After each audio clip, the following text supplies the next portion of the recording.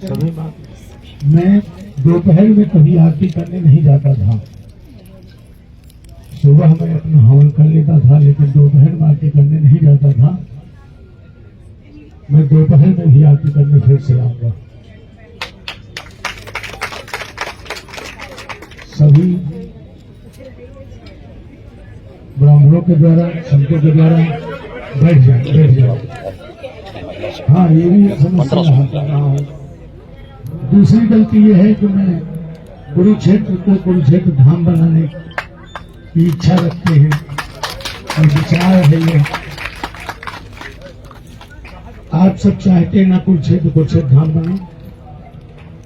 कितने लोग चाहते हैं? हाथ उठाइए। आरती करिए और कल भी संख्या होनी चाहिए, परसों भी संख्या होनी चाहिए।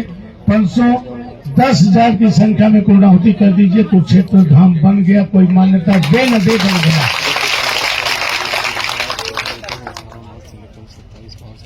ये वास्तव में 1947 में आजादी तो मिल गई थी, लेकिन धार्मिक आजादी के पीछे जो 10 साल गए उसमें अनुभूति हुई। और दुख की बात यह है कि कुरुक्षेत्र में इस तरह गया है, सबके लिए किया गया है, सबको निमंत्रित किया गया है, सबको आने के लिए बोला गया है। इसलिए किसी व्यक्ति विशेष का नहीं है। 10 बार मीडिया में आए, 20 बार मीडिया आई, सबसे यही बोला, सबसे अपील किया कि सभी साधु संतों को आना चाहिए, सभी को अपना अधिकार समझना चाहिए, सभी को सहयोग देना चाहिए और सभी को उपस्थिति देना चाहिए। इसके अलावा क्या करूं मैं? इसके अलावा मैं क्या करूं? किसके घर घर जाऊं? मेरे ख्याल से इससे ज्यादा क्या बोला जा सकता है। हम मौन रहा करते थे हर यज्ञ में, इस यज्ञ में मौन नहीं रह पाए। मुझे लगता है कि 102 का नंबर भी काटना पड़ेगा, हमको फिर से करना पड़ेगा, क्योंकि हर यज्ञ में मौन रहते थे, इसमें मौन नहीं रह पाए। इसलिए ये यज्ञ उधार है साहिब के ऊपर। फिर करेंगे।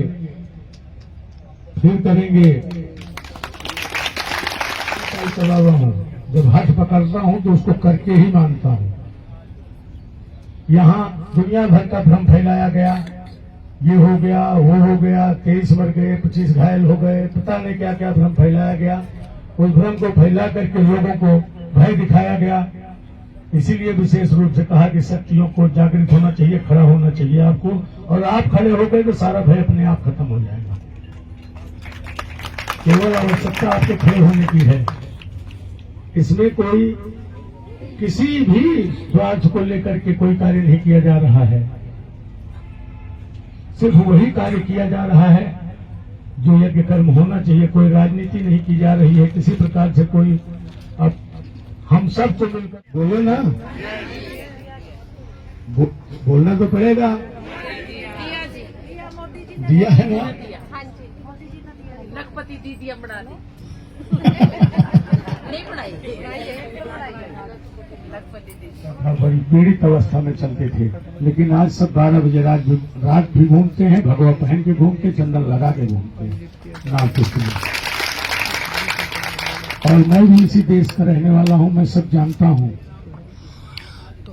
मेरा प्रयास बस इतना है कि ऐसे ही शासक हों जो सनातन के प्रचारक हों। और मैं समझता हूं इसके पहले 2007, 8, 9, 10 याद करिए, सनातन को किन परिस्थितियों में पहुंचा दिया गया था। किन परिस्थितियों में कोई पता नहीं होता था। रोज डिबेट हिंदू धर्म पे होती थी, लेकिन आज डिबेट किस पे है? इस्लाम पे है। यही है परिवर्तन। पहले आप मीडिया उठा कर देख लीजिएगा, पहले डिबेट होती थी हिंदू धर्म पे। रोज एकाग्र होकर के आप सब जुड़ गए, इकट्ठा हो गए, थोड़ा जागृत हुआ और विश्व में सनातन का डंका बज रहा है। आज पहली बार आए हैं आप सब पहली बार आए हैं। अच्छा, कलश उठाया ना? अच्छा, दूसरी बार आए। मीडिया वाले अंदर आ दिया। ये तो देखो, खैर सब मीडिया वाले तो नहीं कराते, कुछ होते हैं और उसकी चर्चा तो क्या करें। देखो बेटा, ये सही चीज है, ये हम सब आपस में चर्चा कर रहे हैं, मैं बुलाता हूँ प्रचार के लिए, इनको सबको बुलाया जो अच्छे मीडिया वाले हो तो आ गए। लेकिन जैसे खड़ियंत्र के तहत वहां थोड़ा ब्राह्मणों को होते हैं, मीडिया पता नहीं किस कमरे में बैठी थी, नेशनल मीडिया तक सभा के कवरेज करने लगी। हमने देखा, अरे वाह, इनको हम 20 महीनों से बुला रहे हैं, ये कहीं दिखाई नहीं दिए। और आज जैसे विवाद हुआ, इनको चटकोरी खबर चाहिए तुरंत। हाँ, उससे मतलब नहीं कि इसमें सनातन की हानि है, धर्म की हानि है, क्या हानि है, उससे कोई मतलब नहीं। इनको चटकोरी खबर चाहिए बस। जैसे आपने प्रयागराज कुंभ में भी देखा होगा, वहां इनको और कोई नहीं मिला दिखाने को, तो मोनालिसा, ममता कुलकर्णी, ऑटो वाला बाबा, कोने वाला बाबा, उनको IIT बाबा, और कोई नहीं मिला उनको कोई यज्ञशाला नहीं दिखी, उनको कोई अच्छे संत नहीं दिखे वहां। ठीक, लेकिन कुछ मीडिया वाले थे, वो अच्छा काम करते हैं, कुछ तो देखते रहते हैं, चटकोरी खबर कुछ मिले तो इसको थोड़ा उछाले, TRP मिलेगी। मैं भी समझता हूँ ये सब बच्चे बहुत अच्छे हैं, ये शुरू से कवरेज कर रहे हैं बेचारे, और कवरेज करते, देखिए कवरेज करें, कहीं कोई अगर त्रुटि भी हो गई हो तो हमको थोड़ा उसको संभाल के रखना चाहिए, क्योंकि उससे हमारे धर्म की बदनामी होती है। आपने कभी किसी मुस्लिम में कहीं आप जाएंगे, कभी देखा होगा कि कितना सारा उनके अंदर कचरा भरा हुआ है, लेकिन कभी बाहर आता है नहीं। यही है उनकी कट्टरता। हमारे में खुदा लेके मीडिया सवेरे शुरू हो जाएंगे, मन माने तो तुरंत लाइव शुरू करते हैं, ये लोग देखो जी।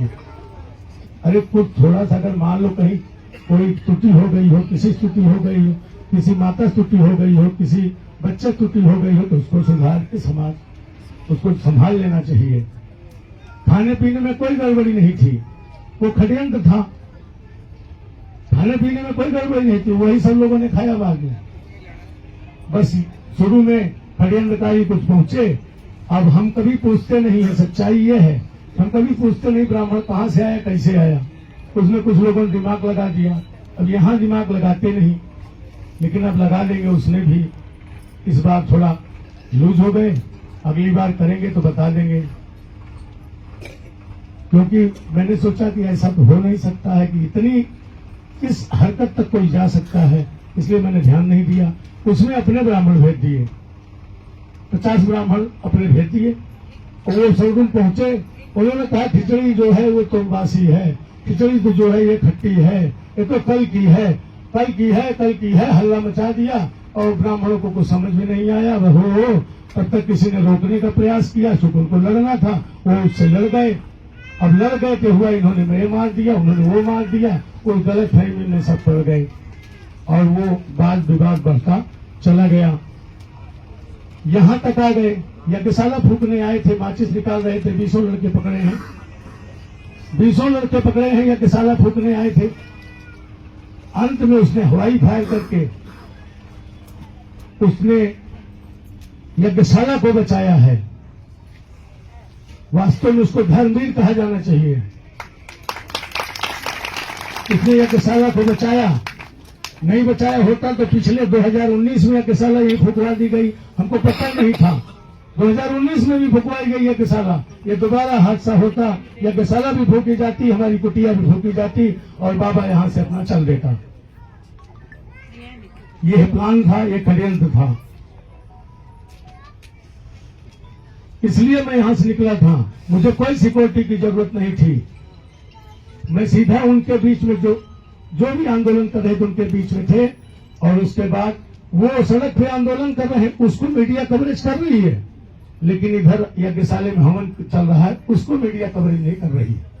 ये ध्यान देने योग्य बात थी। उसी समय जब वहां आंदोलन सड़क पर चल रहा था, ठीक उसी समय यहाँ हवन चल रहा था। क्यों भाई, ठीक ना, चल रहा था ना, लेकिन यहाँ मीडिया कवरेज नहीं कर रही थी। देखिए ये ब्राह्मण सब हवन कर रहे हैं, कुछ अराजक तक तो उधर बैठे हैं। अभी बहुत सारी चीजें ऐसी हैं, जांच होगी तो निकल के आएगा, आपको ताजुब होगा।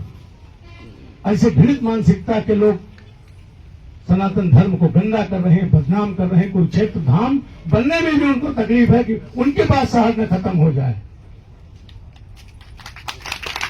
हमको कुरुक्षेत्र से क्या लेना देना। बस मेरी इच्छा थी कि कुरुक्षेत्र को कुरुक्षेत्र धाम का दर्जा मिलना चाहिए।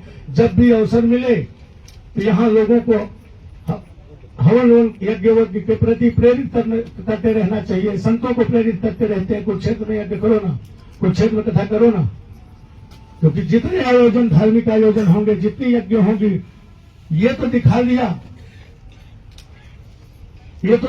वहां का आंदोलन तो दिखा दिया, लेकिन एक दिन ये नहीं दिखाया कि आसमान इतना अच्छा नीला था। जैसे कि मैंने बताया कि कोई कनाडा का आया था, उसने कहा मैंने या तो कनाडा में देखा इतना अच्छा आसमान नीला, या तो ऑस्ट्रेलिया में देखा। आज पहली बार भारत में कुरुक्षेत्र के ऊपर देखने को मिल रहा है। फोटो खींची गई उसकी, वो नहीं दिखाया, ये जरूर दिखा दिया। यही समझने की जरूरत है। अगर तुम साथ दोगे तो निश्चित रूप से दोबारा फिर आऊंगा यज्ञ करने में। और धरती सत्य है,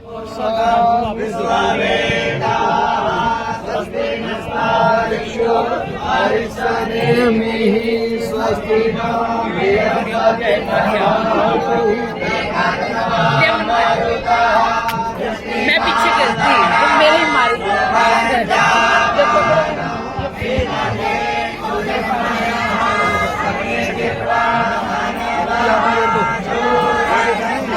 ये बहुत बड़ा पुण्य काम है। अपनी माता बहनों की पूजा करनी।